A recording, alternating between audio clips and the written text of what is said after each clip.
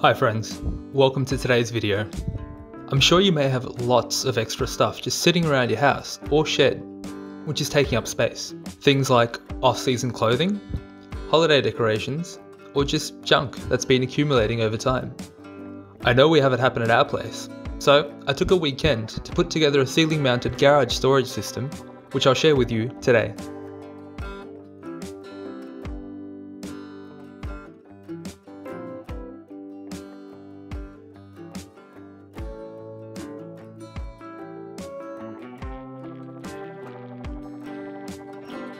The best part about this is that it's cheap, it doesn't require any fancy tools, and only took me a few hours to do over the weekend.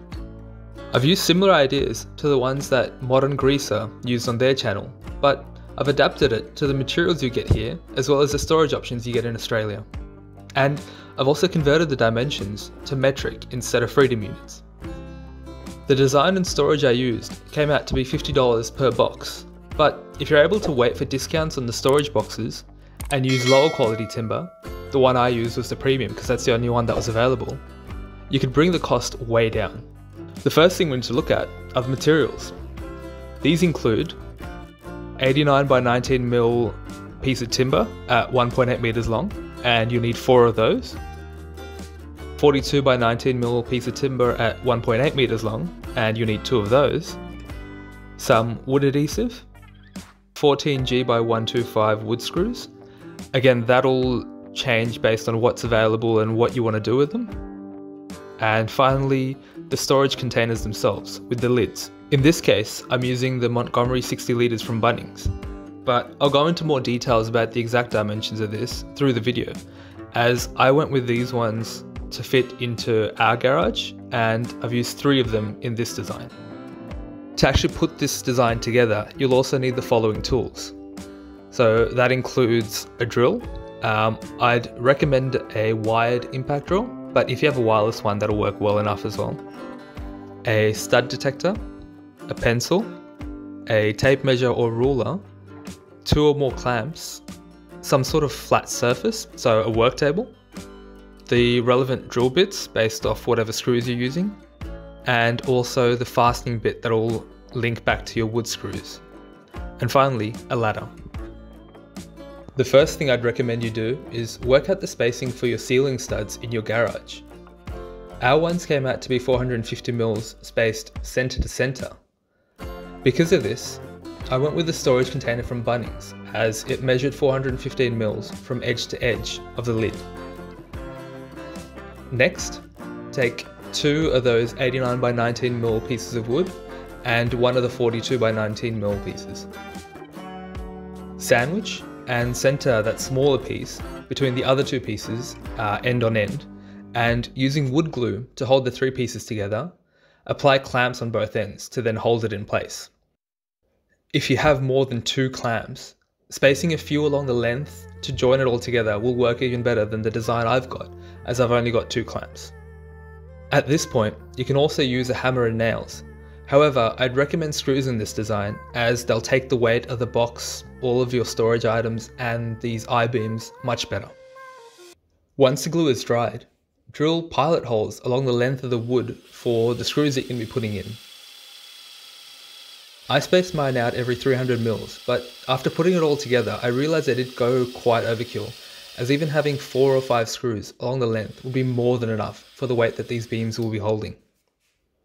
Once you've drilled the pilot holes, the next step is drilling in the screws. Make sure the screws are sitting perpendicular to the wood piece, and drill until the tip of the screw pops out the other side of the beam. One thing to watch out for is that you don't have the screws come out through the middle piece, so make sure you've got the drill aimed straight down and the screw going straight through the 3 pieces of wood. Do these steps again for the second wooden I-beam, and you'll end up with this final design, which next needs to be put onto the ceiling stud. The first thing you'll do is center one I-beam onto one of the studs that you found earlier, and finish drilling the screws you left with their tip sticking out before.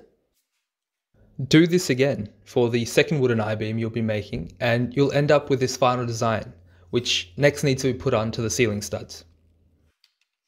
In terms of putting it up onto the ceiling studs, I measured from a datum edge, so in this case the ceiling edge, to make sure that the first beam that you attach is parallel to the ceiling edge itself, so that when you've put the whole design together, the storage box slides easily. Once you have this, center one beam onto one of the studs you found earlier, and finish drilling the screws you left with their tips sticking out before. That way, you'll attach this I-beam into the stud that's in the ceiling. Next, attach the second I-beam with the same method as the first. Now in terms of the spacing for these I-beams, from the first to the second, I've kept a spacing of 375mm between the internal edges of the beams, as this left enough space for the box lids to easily glide on these wooden beams. It's up to you, you can just eyeball it by sliding the bin lid between these two I-beams and marking the spacing by basically sliding that bin across and then putting marks for the second I-beam. But I basically just use measurement, so I just have to do 2 marks, put the second I-beam up, and I'd be done.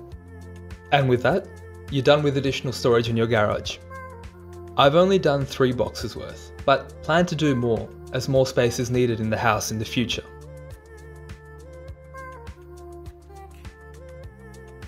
This can actually all be done in 2 hours. However, those 5 hours included 3 trips to Bunnings because I just couldn't work out what materials to use and also what screws to use, which meant I went there and back and there and back a few times, as well as an extra hour to drill the wrong screws into the wood, and finally another extra hour trying to find the right drill bit and also measure and work out all the dimensions that I needed to make sure that this design would work perfectly. So like I said at the start, the design's quite cheap, doesn't require any fancy tools, and at most you'll just be using a drill. No cutting, nothing else. Well, finally guys, I hope this video was useful, and if you have any questions or comments, just message below and I'll do my best to get back to you as soon as possible. If this video was useful for you, don't forget to like and subscribe for more videos like this in the future.